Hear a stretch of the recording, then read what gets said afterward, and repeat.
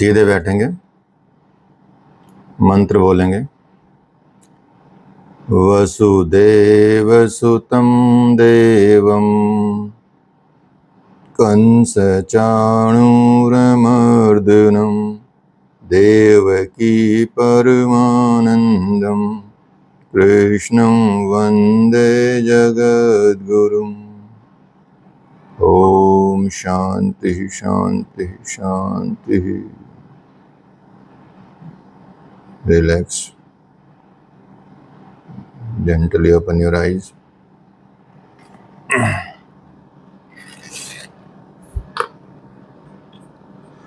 कल आपने पुरुषोत्तम योग को समझा, भगवान ने इसको समझाया आपको, एक रहस्य जो बहुत ही महत्वपूर्ण है।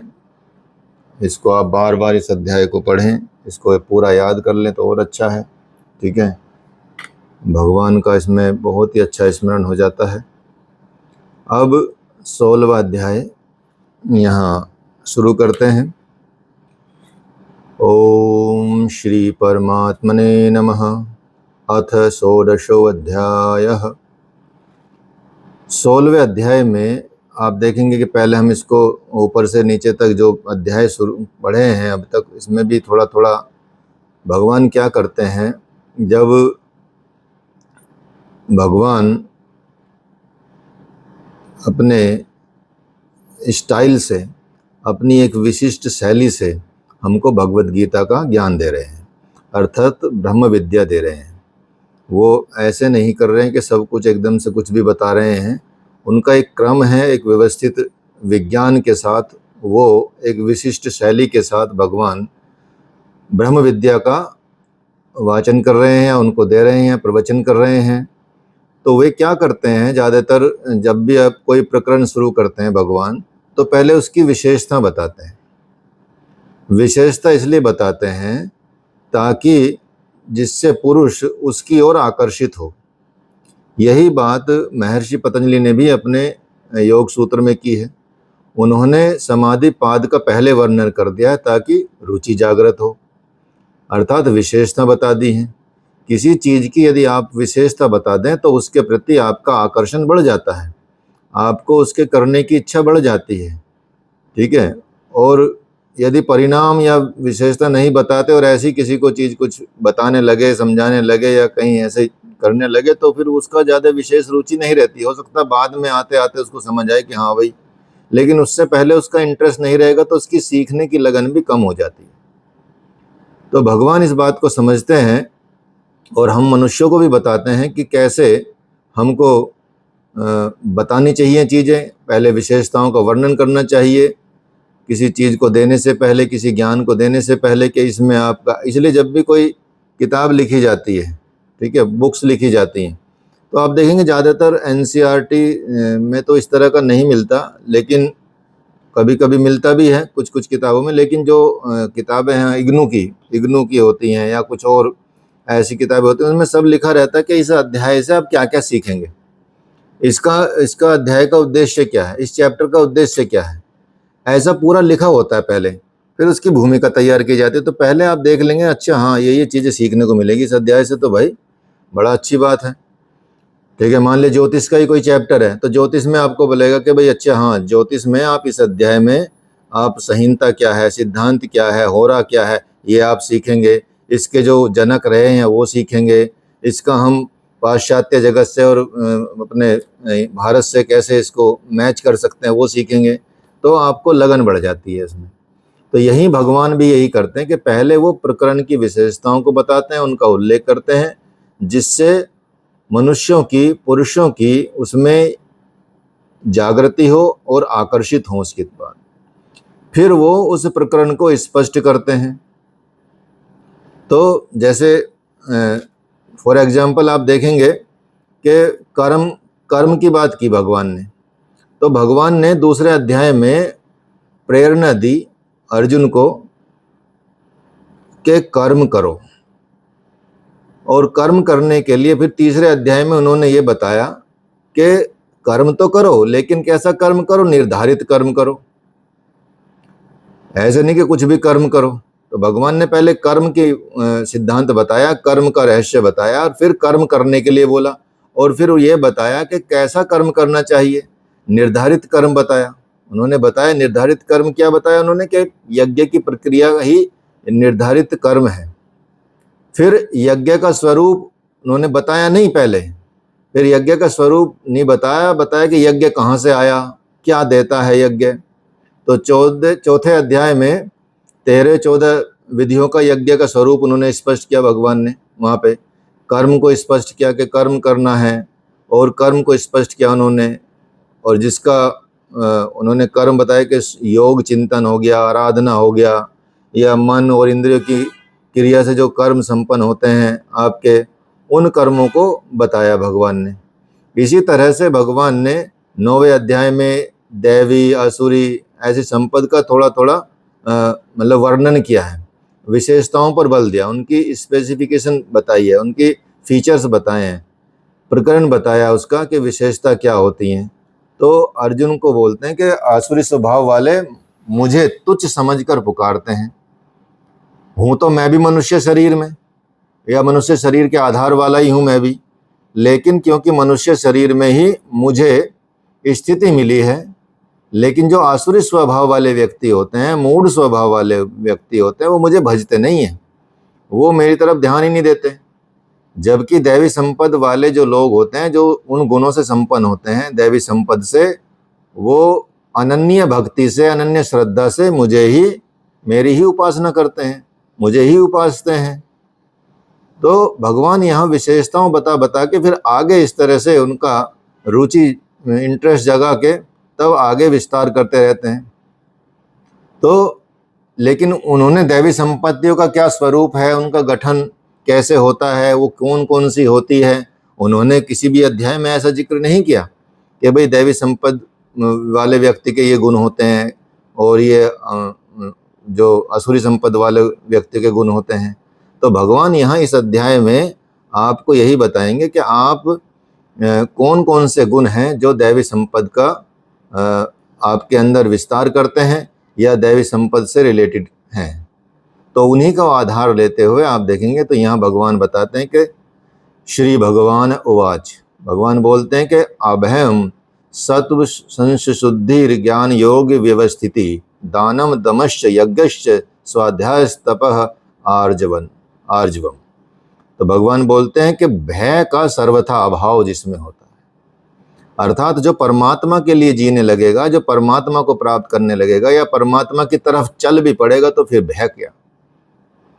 आप देखेंगे हमको जंगल जाते हुए डर लगता है, आम इंसान को, ठीक है, और कहीं कोई अचना हो जाए, कोई घटना ना हो जाए, कोई जानवर ना सामने आ जाए, और वहाँ देखेंगे आप कुछ कुछ संत महात्मा साधु वो जंगल में विचरण करते रहते हैं, अकेले घूमते रहते हैं। आपको यहाँ से बद्रीनाथ जाते समय भी आपको बहुत सारे संत पैदल जाते हुए मिलेंगे आपको। वो ऐसा नहीं कि वो उसी रास्ते को अपनाते कि भाई जो सीधा गाड़ी का रास्ता तो छोड़ देते हैं, जो शॉर्टकट है फिर धीरे धीरे वो अपनाते हैं, और वो रास्ता जंगलों से होकर जाता है। पूरे हिमालय में आपको बाघ मिलेंगे, पूरे हिमालय में आपको भालू मिलेंगे, पूरे हिमालय में खतरनाक जानवर मिलेंगे, सर्प मिलेंगे, लेकिन जो चल गए तो चल गए। तो उनका अभय, जो उनका भाव भय है, वो दूर हो जाता है कि अब तो भगवान के हो गए, और भगवान ले जाए या ना ले जाए। भगवान को इस शरीर से भजन कराना तो भजन करा लेगा, इस शरीर को ले जाना तो ले जाएगा। तो उनका वो भाव आते ही वो मुक्त हो गए, समझिए, शरीर से उनकी आसक्ति खत्म हो गई, और जब आसक्ति खत्म हो गई तो फिर तो भगवान साथ हो गए। इसलिए आप देखेंगे कि ज़्यादातर चीज़ों में वो सफलता प्राप्त करते हैं, और हिमालयों में रह के वर्षों तक, हजारों वर्षों तक भी तप करते हैं। आज भी हिमालय में ऐसे ऐसे संत ऋषि महात्मा बैठे हुए हैं ऊपर की तरफ। तो भय का अभाव हो जाता। सबसे पहले तो भगवान को चाहने वालों का भय तुरंत खत्म हो जाता, अर्थात दैवी संपत्ति का ये गुण है। एक अंतःकरण की शुद्धता उनमें पाई जाती है, उनमें छल कपट नहीं पाया जाता, वो मन से साफ होते हैं, स्वच्छ होते हैं, मन में कोई द्वेष नहीं रखते, कोई राग नहीं रखते, कोई ईर्ष्या नहीं रखते, कोई इस तरह की चीज़ें नहीं रखते। और उनकी जो लगन होती है, उनका जो मन होता है, वो तत्व ज्ञान में, तत्व ज्ञान को प्राप्त करने के लिए, तत्व ईश्वरीय तत्व को प्राप्त करने के लिए उसके ध्यान में आरूढ़ होते हैं, उसके ध्यान में स्थित हो जाते हैं और अपना सर्वस्व समर्पण कर देते हैं ईश्वर के प्रति कि ये लीजिए भगवान, ये तो मेरा कुछ है नहीं, तेरा तुझको अर्पण क्या लागे मेरा।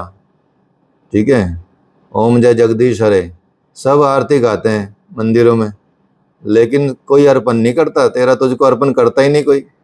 भगवान को बोलते हैं कि भगवान तेरा भी जो कुछ अर्पण है वो भी हमको अर्पण कर दो थोड़ा, तो हमारा भी थोड़ा भला हो जाए कि जो हमारा है वो तो हमारा रहेगा, लेकिन तेरा जो अर्पण है तो हमको अर्पण कर दो। उस आरती को समझ ही नहीं पाए, शब्दों को तो समझो, चलो आरती किसी को पसंद हो ना पसंद हो अलग बात है, लेकिन समर्पण की भावना तो उसमें बताइए। ठीक है, कि मेरा तो कुछ है ही नहीं, सब कुछ तेरा ही है और वहाँ मेरा ही मेरा है। वहाँ कोई ऐसा समर्पण दिखाई नहीं देता, वहाँ भी अपना हिसाब से चलते फिरते हैं। ठीक है, इंद्रियों का अच्छी प्रकार से आप दमन कर पाएँ, यज्ञ का आचरण कर पाएँ आप। यज्ञ का आचरण जैसे भगवान ने बताया है कि अध्याय 4 में बताया भगवान ने कि संयम अग्नि में हवन करना है, इंद्रिय अग्नि में हवन करना है, प्राण अपान में हवन करना है और ज्ञान अग्नि में हवन करना है। ज्ञान अग्नि में आराधना की प्रक्रिया, तो जो केवल मन और इंद्रियों की अंत क्रिया से संपन्न होती है वो आप ज्ञान अग्नि कह सकते हैं। तो इसमें बताया है कि जो यज्ञ होते हैं, जो तिल जौ वेदी बना के जो हवन सामग्री की जो अग्नि जला के यज्ञ किया जाता है, उस यज्ञ का इतना महत्व नहीं है जितना भगवान के लिए यज्ञ करने का महत्व है। अर्थात भगवान के लिए इन चीजों का महत्व है। आपकी संयम, आप आहुति दे दें, ठीक है, और इतना संयम धारण करें। ठीक है, इंद्रियों में इंद्रियाग्नि में हवन करें, प्राण अपान में हवन करें, ज्ञानाग्नि में हवन करें, इस तरह की चीजें करना बताया गया है। और जिनको ये नहीं आता तो पहले फिजिकल यज्ञ करें, उससे आपकी दृष्टि खुलेगी, उससे देवता प्रसन्न होंगे आपके लिए, फिर वो आपके लिए मार्ग प्रशस्त करेंगे, फिर आपको उस दिशा में लेके जाएंगे। तो भगवान कृष्ण जी ने यही बात बताई है कि किसी कर्म कांड को यज्ञ भगवान नहीं मानते, लेकिन क्योंकि उससे रास्ता मिलेगा आपको, उससे एक दिशा मिलेगी, इसलिए उसके महत्व को बताया है कि वो भी करना है। अगर ये डायरेक्ट इतनी बड़े लेवल पे तो पहुंच नहीं सकता। जैसे योग और हठ योग की बात करते हैं तो यम नियम का पालन तो बड़ा टफ होता है, वो कर नहीं पाते। यम नियम का पालन टफ होता है इसलिए कर नहीं पाते, तो हठ योग दिया गया इसलिए सबको कि चलो कुछ नहीं, साफ सफाई तो अपनी रख सकते हैं ना, अपने शरीर की सफाई रख सकते हैं, थोड़ा एक्सरसाइज जैसे आसन व्यायाम कर सकते हैं, फिर धीरे धीरे प्राणायाम पे आ जाएंगे, फिर ध्यान पे आ जाएंगे, तो अपने आप ही वो सहज में उतर जाएगा। ठीक है, और यदि किसी को बोल देगा, उसको बोलेगा भैया मुझसे तो यम नियम होगा नहीं, तो मैं तो योग में जाऊंगा ही नहीं, तो पहले ही हाथ पैर मतलब गिरा देगा, वो हाथ उठा देगा कि भाई मुझसे नहीं होगा। इसलिए अलग अलग सिद्धांत दिए हैं भगवान ने, ये सब शास्त्रों में है। यज्ञ का महत्व शास्त्रों में है, सब शास्त्रों में, वेदों में है, उपनिषदों में है। तो बड़े बड़े ऋषियों ने, बड़े बड़े महात्माओं ने यज्ञ किए हैं। सोचिए, भगवान राम को भी यज्ञ के लिए तो लेके गए थे कि यज्ञ की रक्षा करो जी भगवान जी। ठीक है, मतलब बच्चे जब मतलब दशरथ के पास आए थे तो उनकी रक्षा की, यज्ञ वो करते थे। बड़े बड़े ऋषि मुनि सब ने यज्ञ किया, यज्ञ से ही बहुत सारी चीजें उत्पन्न हुई हैं, तो इसलिए उनका भी महत्व है। लेकिन जब हम उस अपर लेवल पे पहुंच जाते हैं, उस लेवल पे भगवान कौन से यज्ञों की बात कर रहे हैं वो आप समझ ही लिया है। ठीक है, चौथे अध्याय में आपने समझा है। तो इसलिए स्वाध्याय, स्वरूप की ओर अग्रसर होना, ये गुण होते हैं दैवी संपद के। तप करना अर्थात मन के साथ, इंद्रियों के साथ अपने इष्ट को के अनुरूप ढालना, अपने मन को और अपने इंद्रियों को आपका जो इष्ट है, आपके जो भगवान है, उनके अनुरूप उनको ढालना, वो तप कहा जाता है। क्योंकि हमारा तो मन विचलित रहता है इधर उधर। ठीक है, इंद्रियां भी विचलित रहती हैं, विषयों में अटकी रहती हैं, मन भी विषयों में अटका रहता है। तो हमको क्या करना है, उनकी ओर ढालना है, अपने इस स्तर को, इस चीज को लेके जाना है। तो इसलिए यहाँ शरीर और इंद्रियों सहित अंतःकरण की सरलता पे बल दिया गया है। विशेष बल दिया गया है। तो फिर और गुण गिनाते हैं भगवान दैवी संपद के, बोलते हैं अहिंसा, सत्य, काम, क्रोध, त्याग, शांतिर्वैशुनम, दया, भूतेषु लोलुप्तम, मार्दवम, वीर चापलम। तो बताया कि अहिंसा और आत्मा का उद्धार, आत्मा को अधोगति में पहुंचाना ही क्या है, हिंसा कही जाती है। अहिंसा मतलब आत्मा का उद्धार करना और हिंसा मतलब आत्मा को अधोगति में पहुंचाना। तो हिंसा, अब आप सोच लीजिए किन किन चीजों से, पहले भी बता आए हैं, पहले अध्यायों में भी जिक्र हो गया, उल्लेख हुआ है कि आत्मा की कैसे अधोगति होती है, किन किन विचारों से, किन किन धारणाओं से, किन किन कर्मों से हम आत्मा को अधोगति में पहुंचाते हैं। तो वो सब हिंसा में आता है। केवल मार काट करना ही हिंसा में नहीं आता। यदि आप किसी के प्रति द्वेष की भावना रखते हैं, किसी के प्रति ईर्ष्या रखते हैं, किसी के प्रति क्रोध की भावना रखते हैं, किसी का बुरा चाहते हैं, मद मत्सर में रहते हैं, ऐसे भी कृत्य जो होते हैं वो हिंसा में आते हैं। हिंसा केवल फिजिकल चीज को हिंसा नहीं कहते। तो मन को अहिंसात्मक करना है, अर्थात तो उसका उद्धार करना है। अहिंसा से आत्मा का उद्धार होता है। तो भगवान कहते हैं कि यदि मैं सावधान होकर कर्म नहीं करूंगा या कर्म में नहीं बरतूंगा तो इस सारी प्रजा का हनन करने वाला बन जाऊंगा और वर्ण संकर का कर्ता हो जाऊंगा। इसलिए मुझे सावधानी पूर्वक कर्म में बरतना चाहिए। तो आत्मा का शुद्ध रूप तो परमात्मा ही है, उसका प्रकृति में भटकना वर्ण संकर हो जाएगा। आत्मा है तो शुद्ध रूप से परमात्मा का, ठीक है, परमात्मा ही है, उसका शुद्ध रूप, शुद्ध वर्ण।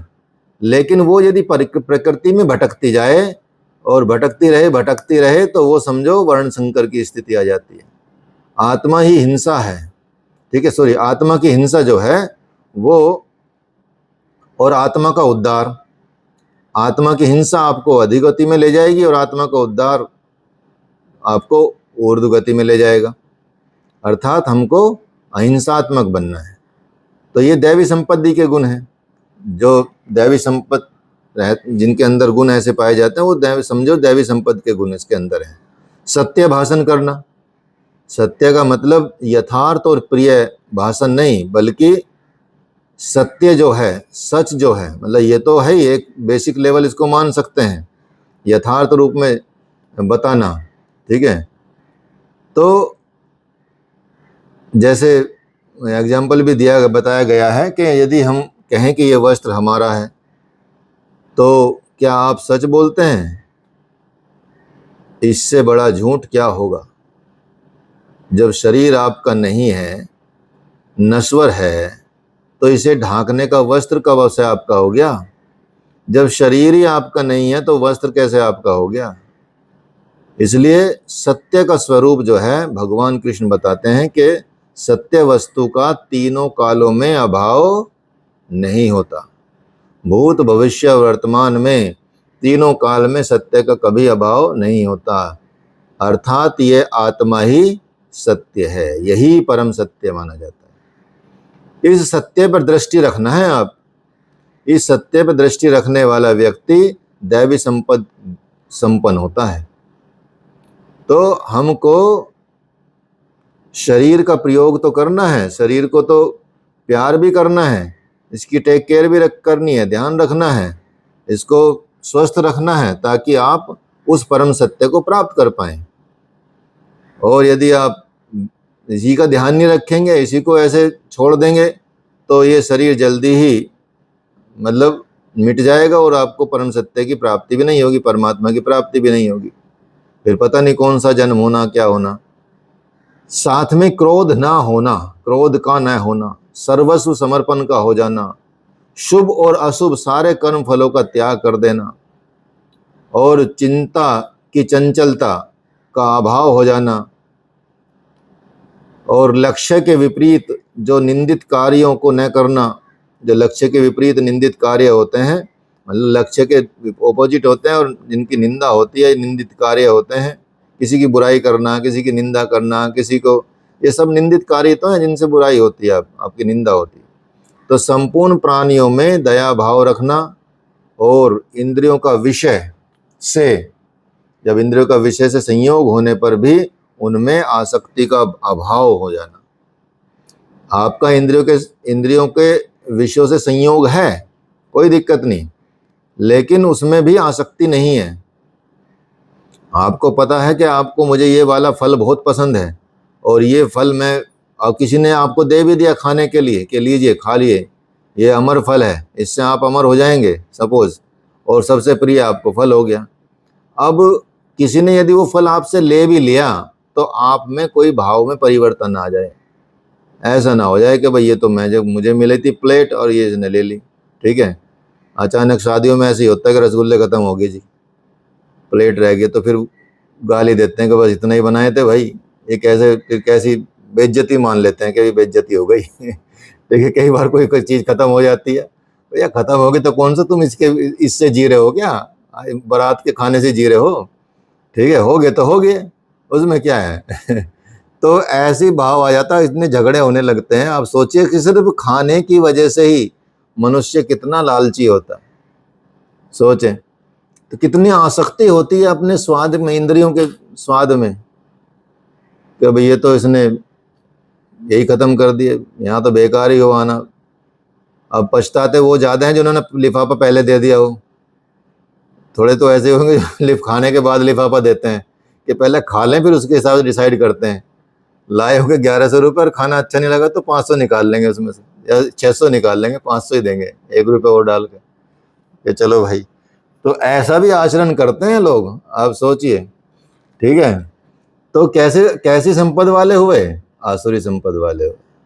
तो वही भगवान को सब पता है कौन कैसा होगा, इसलिए सारे लक्षण बता रहे हैं, ठीक है। तो पहचान लो उन लोगों को, बातों बातों में उनसे निकाल लो कि यार देख रसगुल्ले खत्म हो गए, तुझे नहीं बुरा लग रहा है? उनका यार हाँ मुझे तो बहुत बुरा लग रहा है कि यार ये भी छोले भटूरे भी खत्म हो गए, देखो हाँ यार इन्होंने। तो फिर आप पहचान जाएंगे भाई ये ज़्यादा विचलित है बेचारा बंदा। तो इसलिए उनके मन में कोमलता होती है जो दैवी संपद वाले होते हैं, कभी भी अपने लक्ष्य से भटकते नहीं हैं, विमुख नहीं होते, और कभी भी वो व्यर्थ की चेष्टाओं में नहीं जाते, फालतू की चीज़ें नहीं करते। तो ऐसे गुण होते हैं, भगवान इन गुणों का वर्णन यहाँ कर रहे हैं। फिर बता रहे हैं तेजः क्षमा धृति शोचम द्रोहो नातिमानिता भवंती संपदम दैवी बीजातस्य भारत। हे अर्जुन, जो तेज, कैसा तेज? जो केवल ईश्वर में है, जो उसके तेज से जो कार्य करता है। और महात्मा बुद्ध की दृष्टि पड़ते ही, जैसे अंगुलीमान डाकू थे ना, अंगुलीमान डाकू आपने सुना ही होगा। तो महात्मा बुद्ध की जो, क्योंकि संत थे उस वक्त, ठीक है, तपस्या करके आ रहे थे, अंदर ही बल वैसे ही आ जाता है। तो ये समझा जाता है कि यदि संत निकल रहे हैं और उनकी हवा भी आपको स्पर्श कर जाए तो भी आपका उद्धार हो जाता है। अगर ऐसे संत निकल जाएं आपके आसपास से भी, या उनकी हवा स्पर्श करके ही आपकी तरफ आ जाए, तो तेज जो होता है वो ईश्वरीय तेज होता है।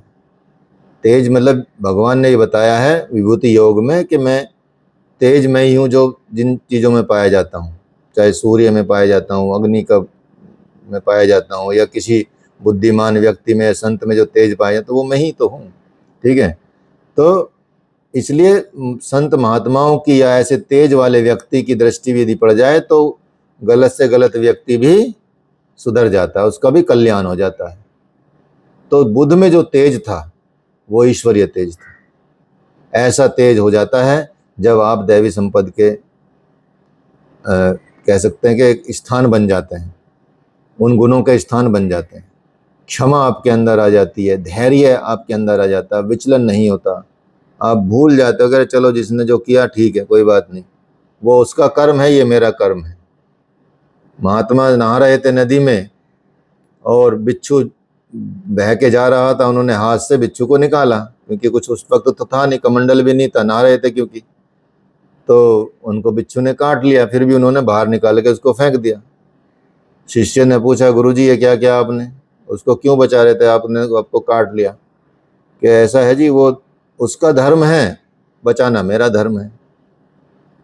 तो बचाना तो आपका धर्म हुआ, तो इसलिए क्षमा आपका धर्म होना चाहिए।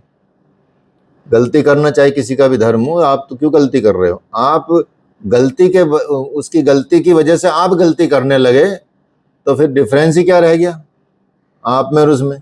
आसुरी संपद में और दैवी संपद में क्या डिफरेंस रह गया?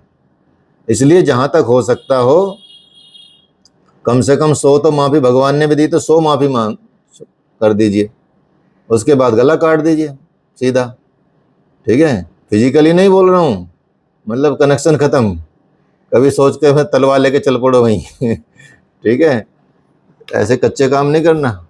रूपक में भी होती हैं बहुत सारी चीजें। तो इसलिए क्षमा करते जाओ करते जाओ करते जाओ, नहीं बाज आए तो फिर कनेक्शन कट।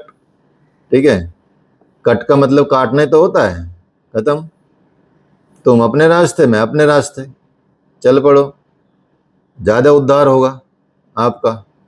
ठीक है, तो इसलिए शुद्धि होती है उनके अंदर, पवित्रता होती है, किसी के प्रति कोई शत्रुता भाव नहीं होता।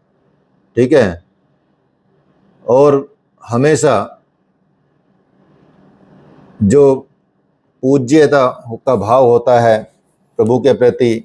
तो ये सब बताते हैं भगवान, ये सब क्या है? ये सब दैवी संपद को प्राप्त पुरुष के लक्षण हैं। तो इस तरह से भगवान कुल कितने लक्षण बता रहे हैं? 26 लक्षण बताए हैं भगवान ने।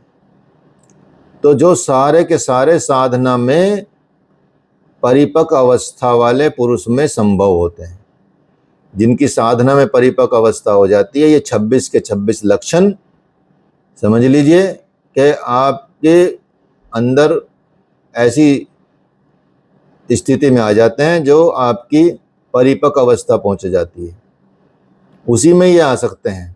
ठीक है, तो आप सोच लीजिए यदि आप 1 महीने में एक लक्षण भी डेवलप करें अपने अंदर, तो लगभग 2 साल में सारे लक्षण डेवलप हो जाएंगे। 1 महीने में एक डेवलप करना बस।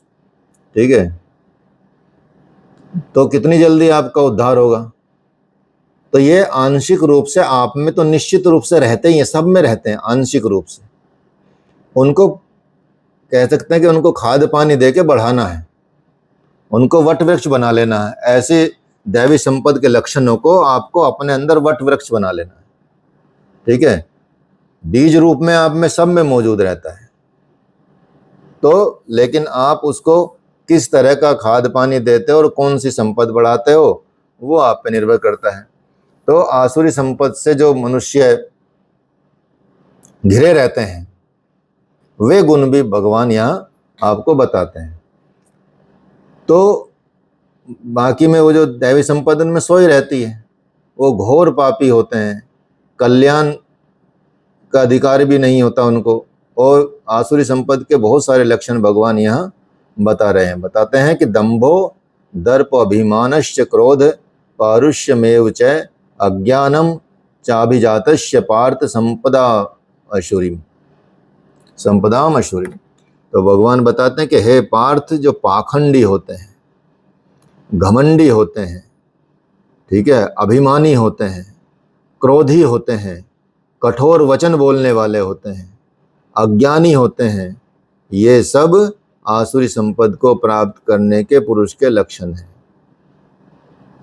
तो जो घमंडी हो गया, अभिमानी हो गया, क्रोधी हो गया, कठोर वाणी बोलने वाला हो गया, ठीक है, दंभी हो गया, व्यभिचारी हो गया, बहुत सारे ऐसे लक्षण हैं। तो यहाँ भगवान इन लक्षणों को बताते हैं कि अगर ये किसी के अंदर हैं, पाखंड करने वाले, जो चीज़ है नहीं वो दिखाने वाले, ठीक है, और झूठा घमंड करने वाले, झूठा अभिमान, शरीर का अभिमान करने वाले, धन दौलत का अभिमान करने वाले, मान मर्यादा, मान प्रतिष्ठा का अभिमान करने वाले, इस तरह की चीज़ें।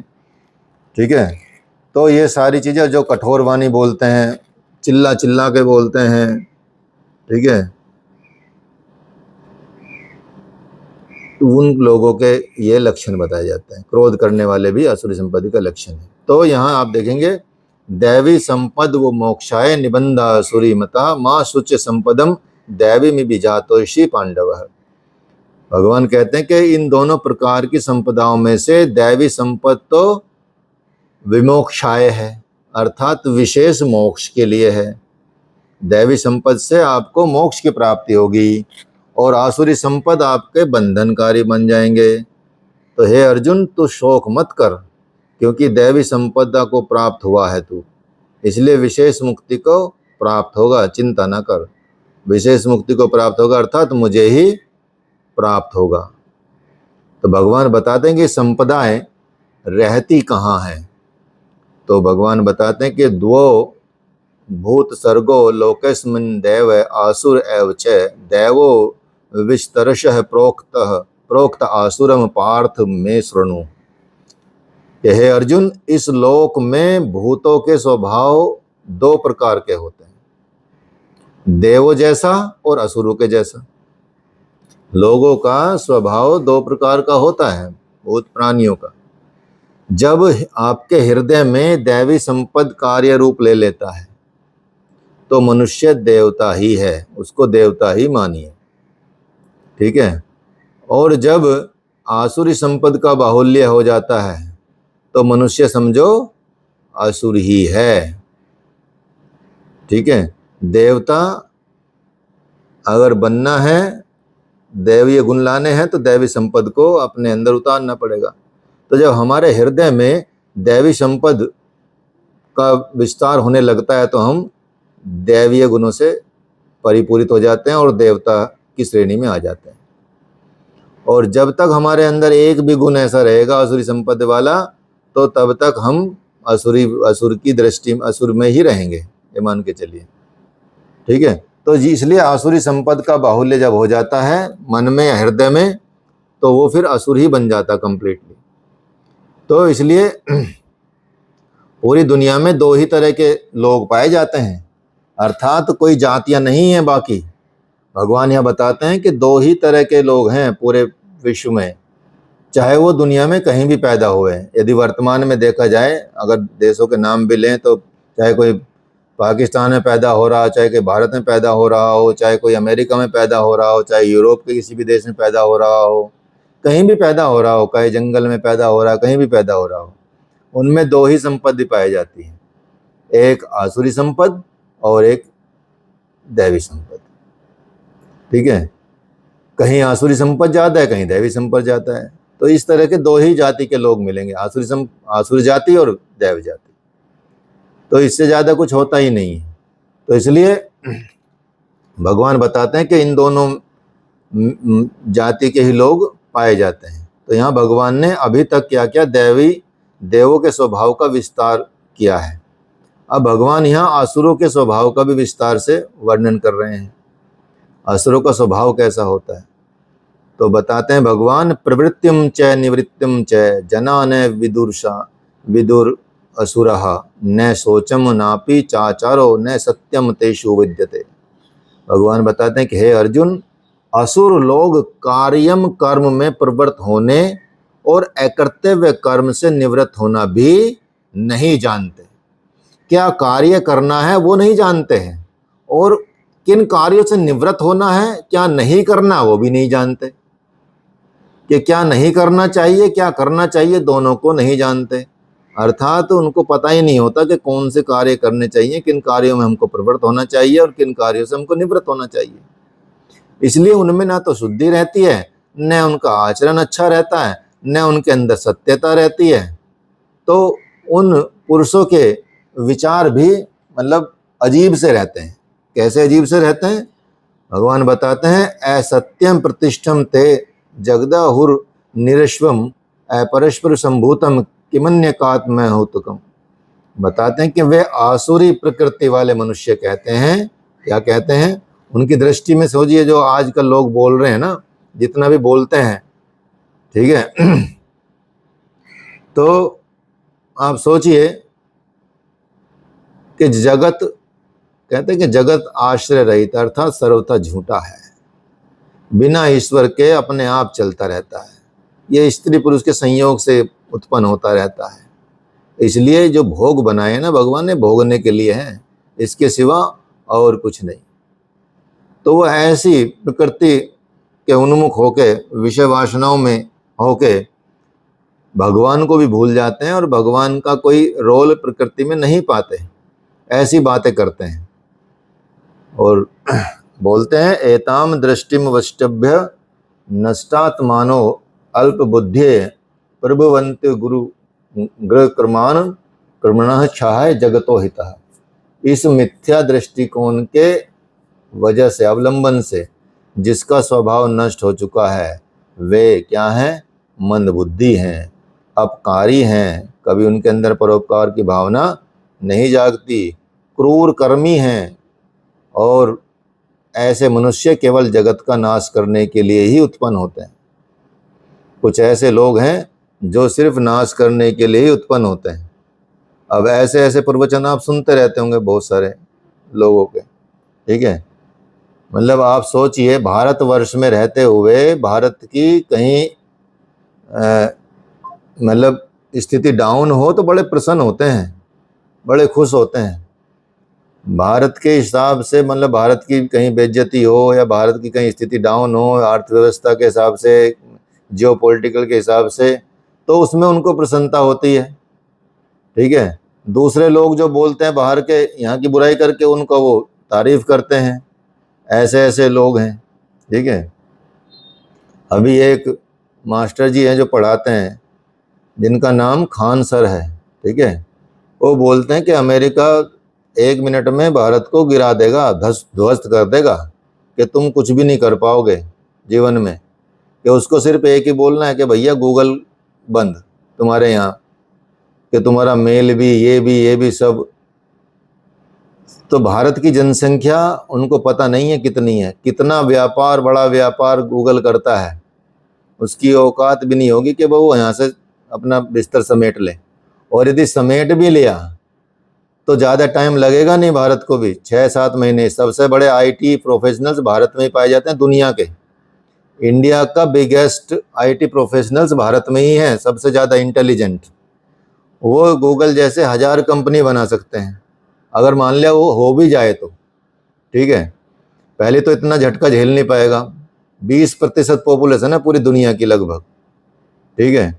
20% पॉपुलेशन कितना कमा के दे रही होगी, कितना खर्चा कर रही होगी, तो कैसे समेट लेगा? मतलब ऐसे ऐसे कुछ कुछ, ठीक है भाई, तुम पढ़ा रहे हो, नॉलेज दे रहे हो, लेकिन तुम भारत के ही खिलाफ बात कर रहे हो, ठीक है। कम से कम अपने देश की व्यवस्था पे तो, अपने देश की तरक्की पे तो बात करो। चलो भाई ठीक है, वो ऐसा नहीं हो सकता, ये चीज़ें बड़ी दिक्कत हो सकती है, लेकिन अपने पावर को क्यों नकार रहे हो, ठीक है। तो ये सारी चीज़ें ऐसे ऐसे करके जब वचन करते हैं लोग, तो मिथ्या भाषण करते हैं, और उनमें कोई ऐसा गुण देखने को मिलता नहीं है।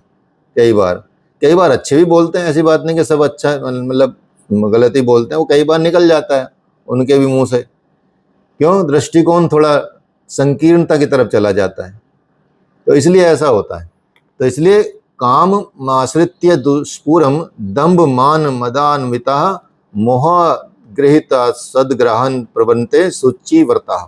वे मनुष्य दंभ, मान और मद से युक्त हुए, किसी भी प्रकार पूर्ण होने वाले, कामनाओं का आश्रय लेने वाले और अज्ञान से मिथ्या सिद्धांतों को ग्रहण करने वाले। ये मिथ्या सिद्धांत की उदाहरण दिया मैंने अभी आपको, इससे श्लोक से पहले ही, ठीक है।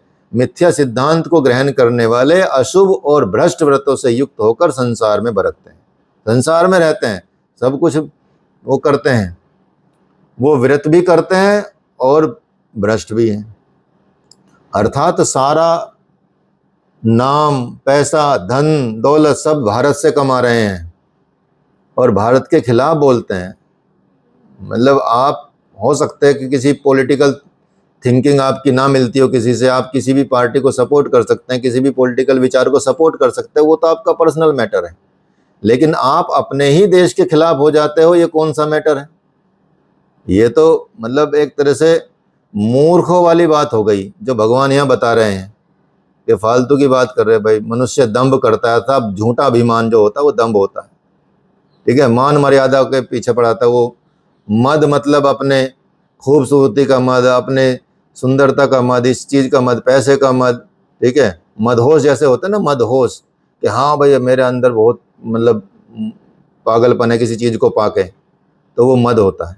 तो ऐसे चीज़ों की कामना वाले ऐसे लोग रहते हुए संसार में सब चीज़ें प्राप्त करेंगे यहीं से, और अशुभ प्रवृत्ति वाले होंगे और भ्रष्ट वृत्तों वाले होंगे। तो वो भ्रष्ट हैं, भगवान यहाँ बताते हैं, किंतु वो भ्रष्ट हैं। सोच लीजिए कितनी फंडिंग कर करके लोग, मतलब वहाँ से विदेशों से फंडिंग होती है और यहाँ भारत के खिलाफ बोलने के लिए फंडिंग होती है। ठीक है, नहीं तो क्यों बोलेगा कोई अपने देश के खिलाफ, बात क्यों करेगा? नॉर्मली नहीं कर पाएगा, फंडिंग होती है तो कर पाते हैं। ठीक है, तो इसलिए इस तरह की चीज़ें पैसे के लालच में आके आज इंसान अपने ही खिलाफ हो गया, अपने ही धर्म के खिलाफ हो गया है, अपने ही देवताओं के खिलाफ हो गया है। ठीक है, तो इस चीज़ों को समझना पड़ेगा और भगवान के रास्ते पर चलना पड़ेगा, तभी आपका कल्याण हो सकता है, नहीं तो प्रकृति विकराल रूप दिखाई रहती है। ठीक है, अब देख लीजिए क्या स्थिति रखते हैं हम। मतलब वैसे तो गणेश चतुर्थी मना रहे हैं, उनको विराजमान करते हैं, और वहाँ अब उनकी हालत क्या होती है जब उनका विसर्जन करते हैं। कोई नाले में पड़े हैं गणेश जी, कहीं कीचड़ में पड़े हैं, कोई टॉयलेट सुसु वाले नालों में पड़े हैं। आप स्थिति देख लो, तो कितनी बुद्धि का लेवल कितना डाउन होगा, कितना स्तर बहुत डाउन होगा जो इस तरह के कृत्य करते होंगे। ठीक है, व्यास जी ने सिर्फ उनको, जब वो लिखते लिखते 10-11 दिन एकदम उनका शरीर गर्म हो गया था, क्योंकि उन्होंने जो लिखा उन्हें इसी शर्त पे लिखा था कि भाई ऐसा है व्यास जी, मैं लिखना तो शुरू करूंगा लेकिन मैं रुकू नहीं पाऊंगा बीच में, आपको लगातार बोलना पड़ेगा तो मैं लिख पाऊंगा। तो व्यास जी तब उनको बोलते हैं और कोई प्रश्न सोचने के लिए बोल देते हैं कि इसके बारे में क्या होगा, तो जितना वो कुछ बोलते हैं तो तब तक वो अपना आगे का सोच लेते थे। इसलिए उनको लगातार 10-11 दिन पूरा उनको लिखना पड़ा, उनका शरीर पूरा गर्म हो गया। गर्म होकर फिर उन्होंने उनको नहलाया धुलाया, उसको विसर्जन बोला गया। ऐसे ही उन्होंने गणेश जी को बहा दिया, कहीं भी कुछ कर दिया। ठीक है, कहाँ से सिद्धांत आते हैं, कहाँ से चीज़ें होती हैं, ये समझ नहीं आता। अगर आपको बहाना है तो अपने ये जो आसुरी संपत्ति के विचार हैं इसको बहाओ, इनका विसर्जन करो, भगवान का काहे विसर्जन कर रहे हो। ठीक है, तो इसलिए, और उनकी स्थिति देखो फिर कैसी होती है। चलो ठीक है, तो वो सारी चीज़ें हैं, तो वो समझने की बहुत ज़्यादा ज़रूरत है। तभी तो हमको अकल ही नहीं है, ध्यान ही नहीं है, सब में ऐसे गुण विराजमान है, इसलिए प्रॉब्लम होती है। तो यहाँ भगवान सारा रहस्य खोल रहे हैं सब लोगों का कि कौन कैसा। चिंताम परिमेयो च प्रलयंतम प्रुषितः कामोपभोग परमा एतावदिति निश्चितः। वे अंतिम श्वास तक जो ऐसे लोग होते हैं अनंत चिंताओं के लिए रहते हैं, उनके अंदर अनंत चिंताएं होती हैं, विषयों को भोगने में तत्पर रहते हैं। बस इतना ही आनंद है, इसी में आनंद है भाई, कि जी लो खा लो पी लो मजे कर लो। ऐसा बोलते हैं वो लोग कि भैया जीवन एक बार मिला है, इसमें पूरा आनंद ले लो, सब चीज़ें कर लो जीवन में। तो भोग संग्रह करते रहते हैं। देख लीजिए भगवान ने 5000 साल पहले क्या है, तो सृष्टि के प्रारंभ में बोल दी थी सारी बात, दोबारा 5000 साल पहले बोली, तो इसके आगे कुछ नहीं है, वो ऐसा सोचते हैं। और बहुत सारी आशाएं उनकी रहती हैं, आशा रूपी फांसियों में फंसे रहते हैं, जकड़े रहते हैं, बंधे रहते हैं, काम क्रोध के परायण हो जाते हैं, काम क्रोध के परायण होकर विषय भोगों की पूर्ति में लगे रहते हैं, और इसी तरह से अन्याय पूर्वक धन को भी कमाते हैं, क्योंकि विषय भोग तो करना ही है। अब उनकी पूर्ति कैसे करें, तो फिर काम क्रोध की पूर्ति होने के लिए तो उनको, क्योंकि विषय ज़्यादा है इंद्रियों के, तो उनको अन्याय पूर्वक कर्म करने के लिए भी वो प्रेरित करते हैं। ऐसे धन कमाते हैं, कोई किसी तरह से धन कमाता है, कोई किसी तरह से धन कमाता है। अशुद्ध धन से अपने बच्चों का भी पालन पोषण करते हैं, तो उनमें भी अशुद्ध विचार आते हैं। ठीक है, ये बड़ा रहस्यमय चीज़ है कि यदि आपका धन अशुद्ध है और वो धन किसी गलत तरीके से आया है, तो आप देखेंगे कि उस धन का कोई अच्छा परिणाम मिलता नहीं है। ठीक है, तो इसलिए बहुत मुश्किल है चीज़, इसलिए धन के लिए वे रात दिन असामाजिक कदम उठाते रहते हैं। यहाँ भगवान ये बताते हैं और बोलते हैं कि इद मध्य मया लब्ध मिमम प्रापश्य मनोरथम इद मतिस्तमपि मे भविष्यति पुनर्धन असो मया हत शत्रुर्निश्चय चाप्रानपि ईश्वरो महम भोगी सिद्धोहम बलवान सुखी। बताते हैं कि वे सोचते हैं कि मैंने आज यह पाया है, इस चीज़ को पाया है और इसे मनोरथ को प्राप्त कर लूँगा, मेरे पास इतना धन है और भी आ जाएगा, कभी इतना भी हो जाएगा, आज इतना है तो अगले साल इतना हो जाएगा।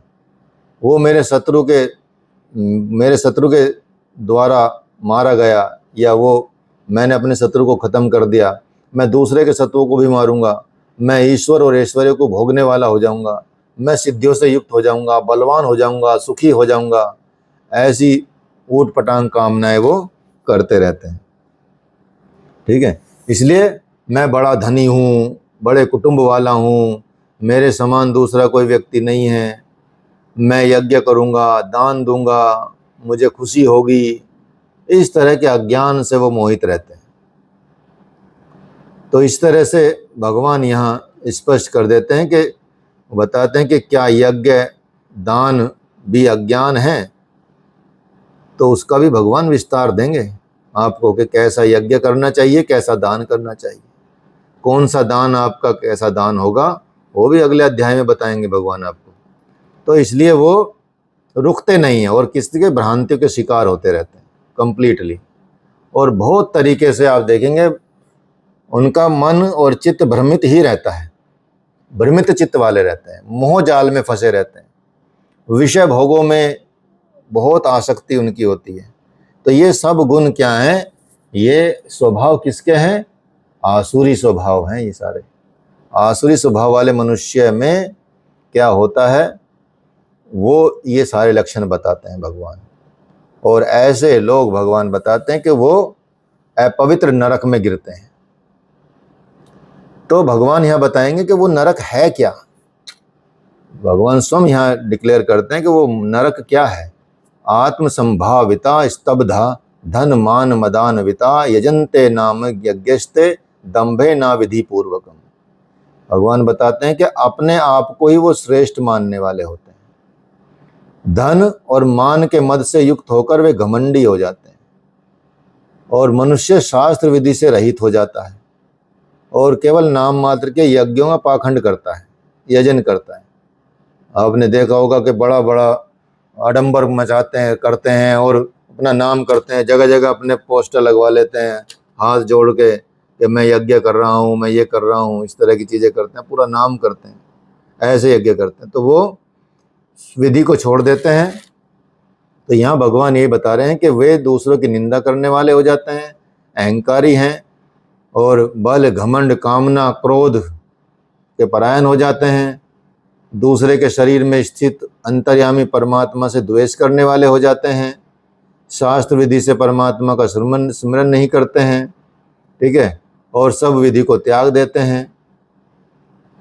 तो अगर यज्ञ दान भी करते हैं तो बड़े घमंड के साथ, बड़े दम के साथ, मान मर्यादा के साथ करने की कोशिश करते हैं, द्वेष रखते हैं लोगों से। ठीक है, तो फिर भगवान बताते हैं कि वो तानहम द्विषत है कुरान संसारेषु नराधमान छिपा मिजस्त्र मशु शुभा सुरेश्वस्य येनुष।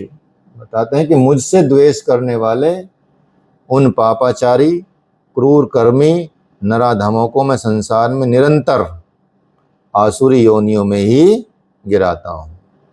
उनका सर्कल कभी टूटता नहीं है, वो उसी सर्कल में फंसे रहते हैं और उन्हीं आसुरी योनियों में गिरते रहते हैं। जो शास्त्र विधि को त्याग कर भजन यजन करते हैं वो पाप योनि में जाते हैं, वही मनुष्यों में अधम कहे जाते हैं।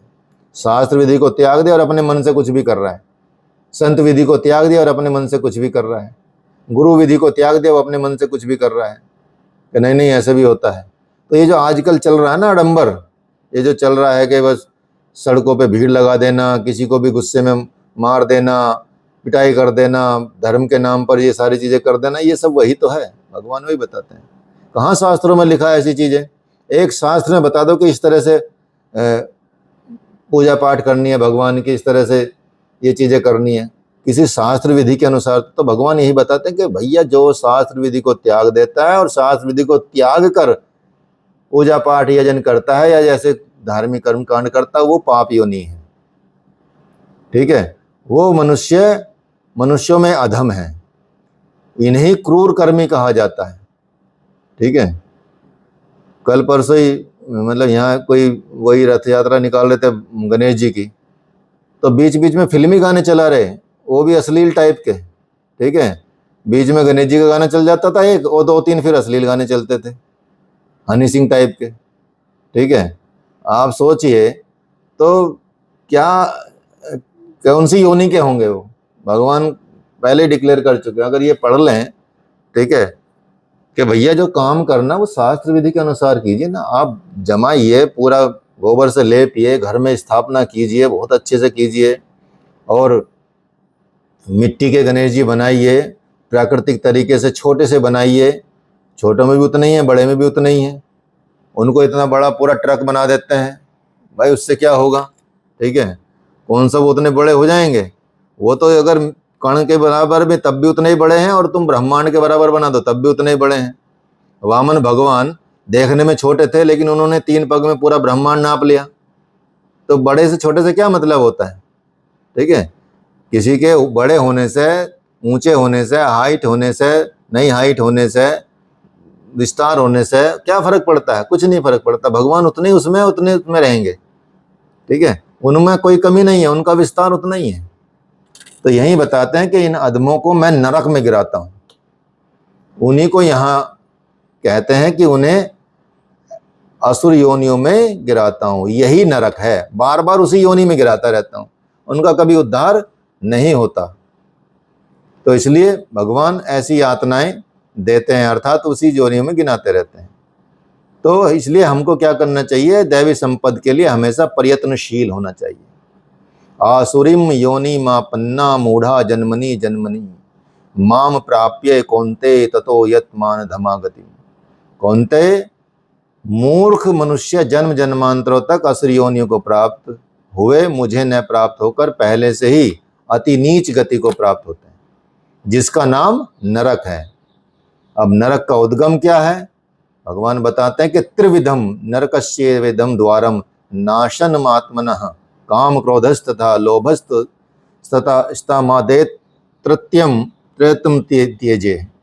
भगवान बताते हैं कि काम, क्रोध, लोभ, ये 3 नरक के मूल द्वार हैं, मेन एंट्री गेट है, ये समझ लीजिए, ये है मूल द्वार, मेन एंट्री गेट है। काम, क्रोध, लोभ, ये नरक के मूल द्वार हैं, ये आत्मा का नाश करने वाले हैं, ये मनुष्य को अधोगति में ले जाने वाले हैं। इन तीनों का त्याग कर देना चाहिए, इन तीनों पर ही आसुरी संपत्ति टिकी हुई है।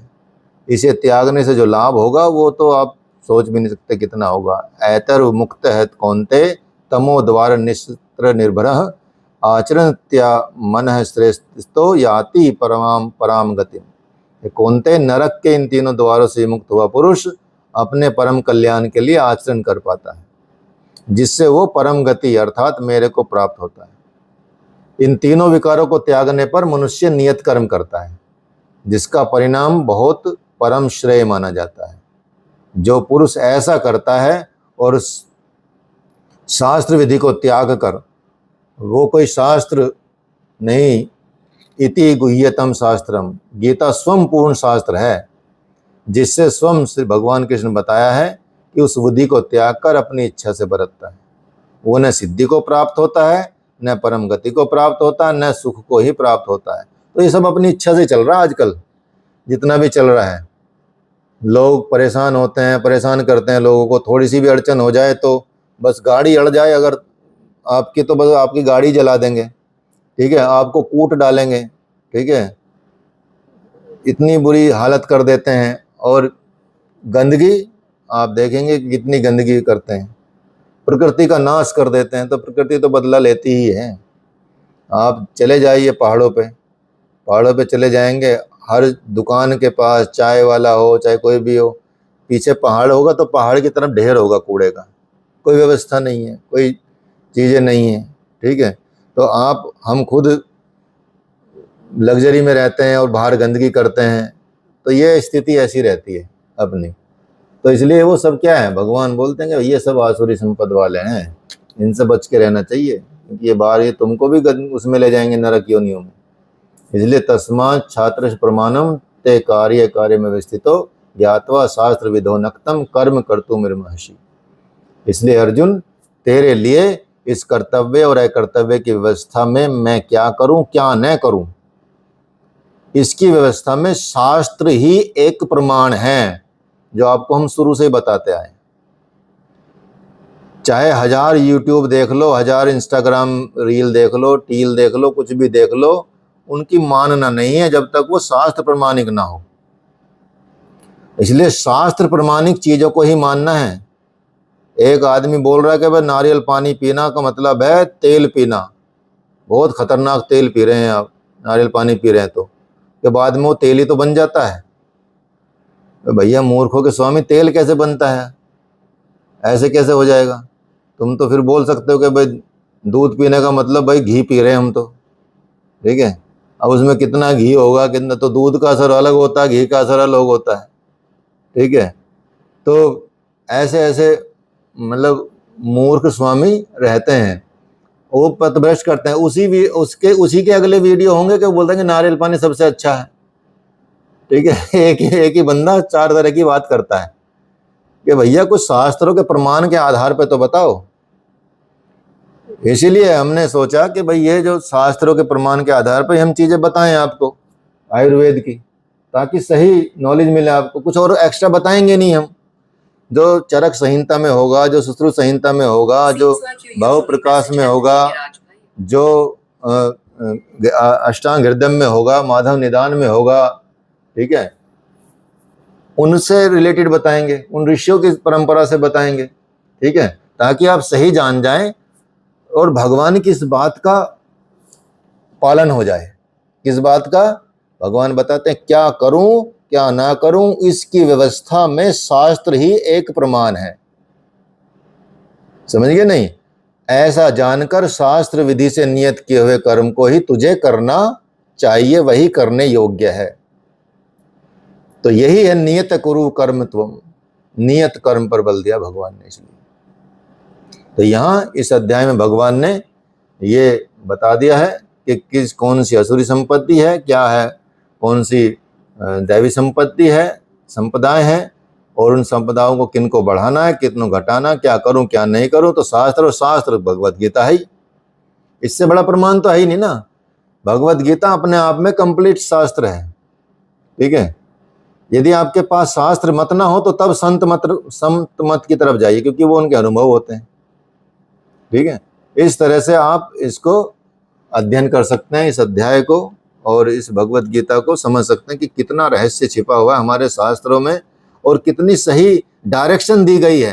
अर्थात आपको कुछ सोचने की आवश्यकता ही नहीं है, कहाँ जाना, कैसे जाना है, क्या करना है, शास्त्र प्रमाण बता दी, ठीक है। भगवान की वाणी को प्रमाण बताया, यहाँ देख लो भैया ये करना है। तो अगर इनसे विरुद्ध चीजें हो रही हैं तो समझो भगवान ने बोल दिया कि भाई अगर ऐसा विरुद्ध करोगे तो सीधा तुमको नरक योनि में बार बार भेजूंगा। इसलिए यहाँ ऐसी संख्या ज्यादा बढ़ती जा रही है ऐसे लोगों की, असुर संपद वाले लोगों की। भगवान बोल रहे कि भाई पैदा तो करूंगा, लेकिन करूंगा असुर संपद में, नरक में भेजूंगा बार बार।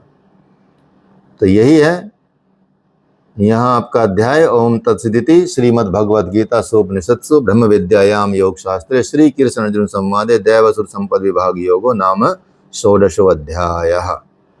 इस प्रकार श्रीमद् भगवद गीता रूपी उपनिषद और ब्रह्म विद्या तथा योग शास्त्र विषयक श्री कृष्ण और अर्जुन के संवाद में दैवसुर संपद विभाग योग नामक 16वां अध्याय पूर्ण हुआ। हरिओम तत्सत। 17वां अध्याय आपका नेक्स्ट क्लास में चलाएंगे, ठीक है। किसी के प्रश्न हो तो पूछ सकते हैं। इसमें हमारा शब्द आता है दंभ, तो हाँ। दंभ और घमंड एक ही चीज है? हाँ, दंभ जो होता है वो झूठा होता है, कुछ है नहीं आपके पास फिर भी कर रहे हैं, वो दंभ होता है। मिथ्या घमंड, ठीक है। दंभाचारी होते हैं ना ऐसे लोग, मिथ्या घमंडी होते हैं, कुछ है नहीं फिर भी मेरे चाचा के ताऊ के लड़के का बेटा MLA है, गाड़ी पे लिख देते हैं ना, वो दम्भ है। ठीक है समझ गए नहीं? पर जो जो असली में है, बट